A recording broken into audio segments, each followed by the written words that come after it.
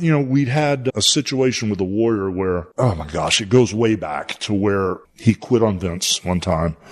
Then he came back to the Garden. Oh my gosh. He came back to the Garden and I was in a tag match and Vince came to me and said, hey man, the Ultimate Warrior's putting a gun in my head. He wants a couple $100,000 before I go to the ring. And Vince goes, oh my God, don't do that. Don't do that. Well, somehow or another it ended up on videotape that in the self-destruction of the Ultimate Warriors, I can't remember if I relayed the story or who filmed it or whatever it was, but in a deposition, they asked me if I said that. I said, well, I don't remember it. And then they played the tape and I had said it.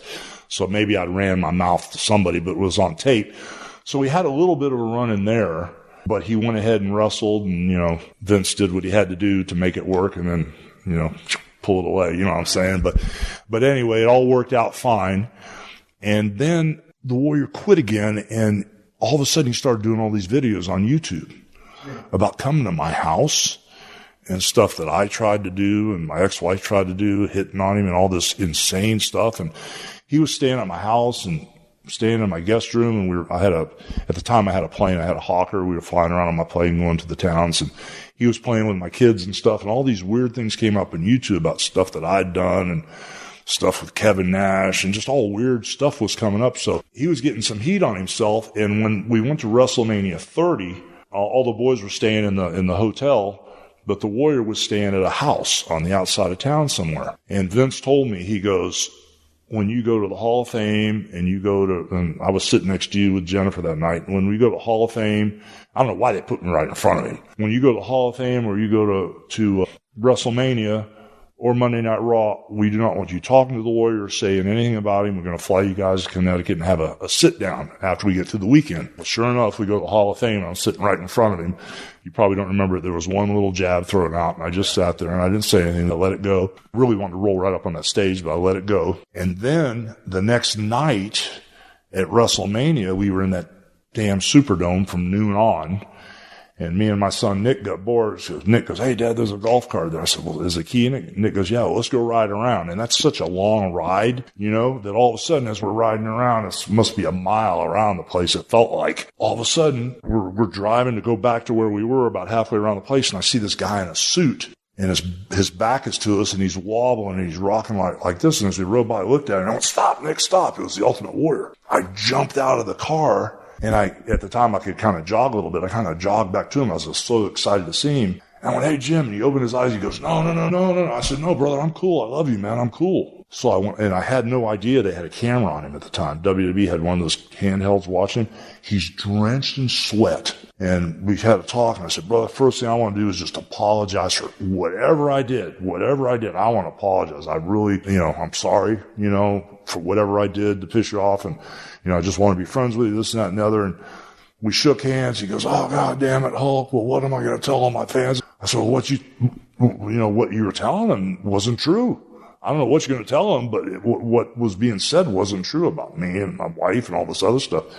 I said, but I just want to be friends with you. And, could we possibly start over? He goes, oh, damn it, Hulk, Yeah, I really want to start over. It's all on tape. WWE filmed us. So we shook hands. We told each other we loved each other. And, then I went back to Vince and I said, Vince, I know you're going to be pissed, but I accidentally ran into him. Accidentally on purpose. When I saw him, I jumped out to talk to him. And I said, Vince, it's okay. Don't worry. We're cool. We loved each other, shook hands, said we loved each other. Everything's good. One thing led to another.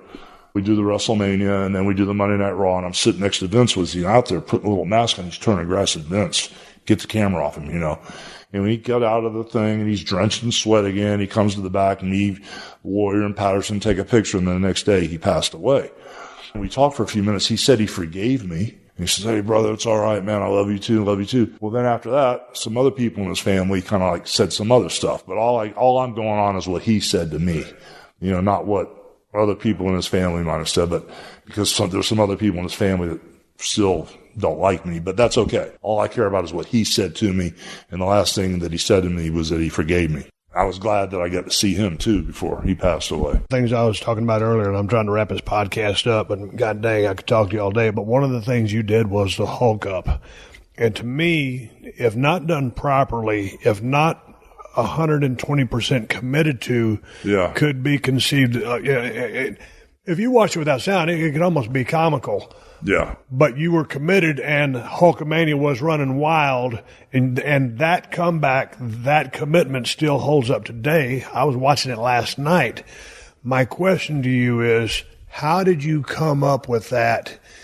And you got to be all in, mister, and you were. Talk to me about that. Well, I watched growing up, I watched Bobo Brazil when he'd come to Tampa, when he'd take that turnbuckle and not sell it. They'd get suplexed and they'd stand up at the same time as the guy that suplexed him. And for some reason, even though it didn't make any sense and it wasn't rational, it worked, And so part of the whole thing was the Lou Ferrigno character, where his clothes would rip off him where he'd hulk up.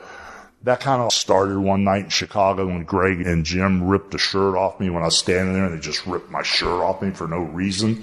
When they announced my name, I went, holy smokes, that worked. So right away I stole that. But that whole selling thing, when people would come up out of a rear chin lock and they'd start coming up and the crowd would get with them and then they'd get cut off. Sometimes they'd get cut off because it wasn't time for the comeback. And sometimes the heel would cut them off and totally screw up that moment that you can't get back again. But the commitment I made kind of like came out of, I saw Dusty Rhodes one time do the finger. Okay. So I'm like, he doesn't do that all the time. So let me steal that, and then one time in the ring, I saw Austin Idol do the ear thing down in Mobile, Alabama. I went, that works, but he's on a small stage. Nobody sees that. So let me take that up to New York and steal that. And then there's this whole Beatlemania thing going on. And then one time I heard Austin Idol say Idolmania. And I went, he's on a small stage down here in Memphis. Let me steal that. So I kind of like took some of the things that I'd saw. But once I realized somebody puts that rear chin lock up on you, you put the finger up, you go 1, 2, 3, after they drop your hand twice, and the third time, da-da-da. When you come up, you can't go back down. And so once I started coming up, I just would never let anybody stop me. You know what I mean? Even if they gut shot at me or punched me or whatever. Once I came up, it was a total commitment. And like you said, if you do watch it without sound, it looks hokey and comical as hell. But when you hear that arena, yes, and you start hulking up and and it took me a while. It took me a while before I'd take one punch, I'd look at the guy. The second punch, I'd start shaking. The third punch, I'd come up off the knee and walk the circle. And then the fourth punch, I'd stop and but it took me a while to figure that out. Yeah. So it took me a while to even figure out and I'd tell the heels, I'm pointing at you. You don't want any of this. Just back up, and then throw the punch. Yep. Block it. 1, 2, 3, Bigfoot. We go home. But it always worked. It made no sense. It was comical as hell. But boy, if you were in that arena, the people bought it and they believed it. It was 100% commitment. Once you started, you couldn't back off. Otherwise, you'd look like a goof. I ain't gonna lie. I was sitting there watching Terry hulk up and go through and talk me through this. I got mesmerized and lost my train of thought and forgot my question. So I'm gonna continue on with another question before we go home. We talked about that comeback, talked about the salesmanship. Who gave you the big boot, drop the leg? Or how did you come up with that, the big boot, drop the leg, after the patent had come back? Well, when I first broke in the business, everything was like an Oklahoma roll-up or sunset flip or some type of octopus submission hold or something like that. But it just didn't work for the character. Over in Japan, for some reason, after I teamed up with Stan Hansen, they called the clothesline that I did actually Boomba, and the only thing different between me and Stan was Stan would throw somebody in the ropes and take their head off. I'd throw them in the ropes and I'd go back and hit the other ropes and meet him dead center of the ring. So for some reason, nobody was using the leg drop, but I really screwed up because people always ask me if there's any one thing you could have changed in the wrestling business, would you go back and change anything? And at this point, I would say yes, my finish. Because when you walk around telling everybody, you've got the largest arms in the world, why wouldn't you use the sleeper? In, out of it, work the hell out of it, all kind of stuff. But the leg drop, the big boot, I kind of like stole from Andre because I loved when he hit people with that boot real high. So I kind of hit people with a boot, and the leg drop just seemed like the natural thing to do. And nobody else was doing it. I mean, everybody in the world has their finish. Back then it was hard. We weren't as innovative or as athletic as some of these kids that could do the triple somersault, these balancing acts and all this stuff that they do, but no one was using the leg drop, so that seemed like the way to go. Next time we cross paths, I want to go back to, I guess it was 96 when you went back down to WCW, and then you joined or started the New World Order along with the Outsiders. So there's a whole bunch more years to talk about. But my last question is back to the Warrior. So, you know, I knew he was going to be a star. Yeah. He comes into WWF, of course, Vince's body guy, and, you know, he for obvious reasons. And Warrior looked great on TV, very charismatic, and, you know, he had his thing, and it caught on. So you guys go to work, is WrestleMania VI? Okay. Y'all put that match comes together. A couple times he gets a little lost during the match. Man, I'm watching you, man, and you are just such a ring general in that match. You're grabbing him up, he kicks out, you're on him like glue. He wanted to go home then. Yes. I put that rear chin knock on. And you were going to put the time in. Oh, yeah. Because I'm watching all your matches from those first 7, and to the rest of your career, you always put the time in to build and tell a story. The one with you and Mach from the Mega Powers, you put the time in. There's Elizabeth, neutral corner. All of a sudden she gets taken to the back, you know, from helping him, helping you. But you always incorporate all these different things. How was that? I mean, because you kept him, and he's no longer with us. And I called Jim on a personal basis every now and then, and I'd call him Warrior because that's what his name was. So I'm not going to speak out of turn of him because I was a big fan. And I remember one time at my first WrestleMania there, at WrestleMania 12, I was wrestling Savio Vega. But Warrior was always cool to me and treated me with respect when I was just a nobody. So, and I've always been a fan of his. So you're working with the man. How was it, or how chaotic or frenetic was it? Because he was all about the hype and, you know, the high energy stuff. You're working the crowd better than anybody in the history of the business. How was it being in there with the man and keeping him on an even keel to get through that match? And then I want to talk about the finish, because a real genius kick out at 3 1/4. Talk about the man. Well, first off, you know, I got to back up just a little bit. You know, I had the red and yellow. I had the big tan.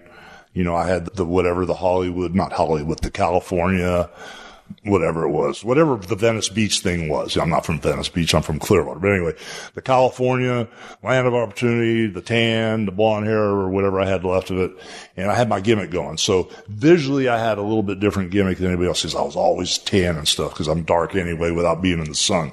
But all of a sudden, the Ultimate Warrior shows up. He's got the red and yellow and the blue and the purple on, but he's got neon colors on. And I've got a big set of arms, and I got one big ab, and he's got a 12-pack. And all of a sudden, I'm sitting in the room, and I'm watching Vince look at him and look at me. Well, actually, really not look at me anymore, but looking at him. And then Vince is calculating the dollar signs. So to go back there, I could see visually he was, to Vince, looked like a better package to draw money than me, because I'd been around for a while. Maybe a fresh horse. Yes. Because you had been around. Yes, a fresh horse. But when we were going to do the WrestleMania thing, we did the build-up pretty darn good.